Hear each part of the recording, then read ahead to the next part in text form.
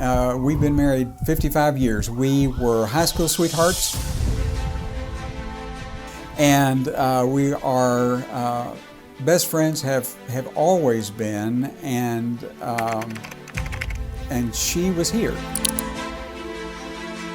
I think I told her, because she was filled with tears and was obviously very, very scared, and I told her we're still in the game, but I don't know where this is going to go.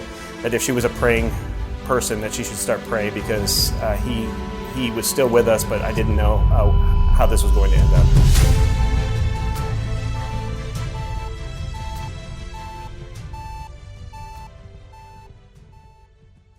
Like many days, my STEMI pager went off, alerting me that there was a heart attack. I immediately responded to the emergency room, and when I got there, I met Mr. Warnock. Well, sort of met him, as the emergency room department was performing CPR, and he was coding, and he ultimately coded 3 different times with them doing CPR and shocking him back to life.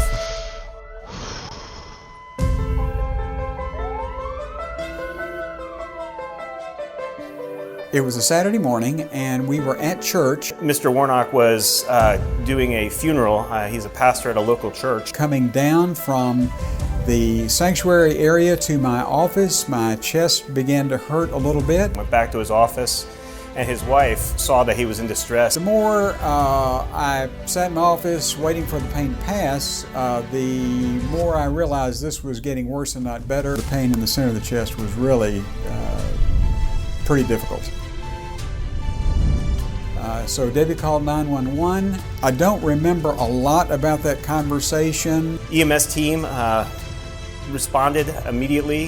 They recognized that this could represent a heart attack. They performed an ECG in the field, and they were the ones that actually initiated the STEMI alert, saving a lot of time. So our team was already moving, already preparing the lab, even before Mr. Warnock arrived.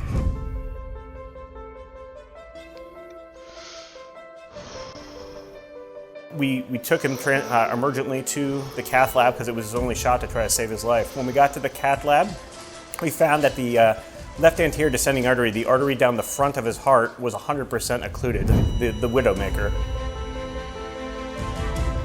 And we were able to open it up with a stent. We did have to support him the whole time using advanced equipment, including a balloon pump, because he was very unstable throughout the case.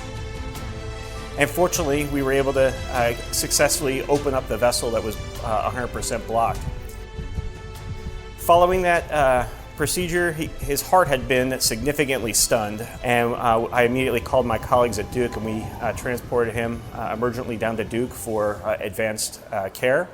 And fortunately, Mr. Warnock made it through that hospitalization, and he was able to go home to his family and spend Christmas this year with his family.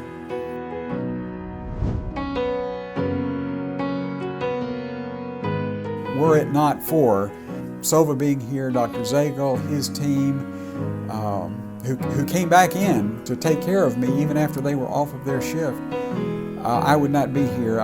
We would not be having this conversation.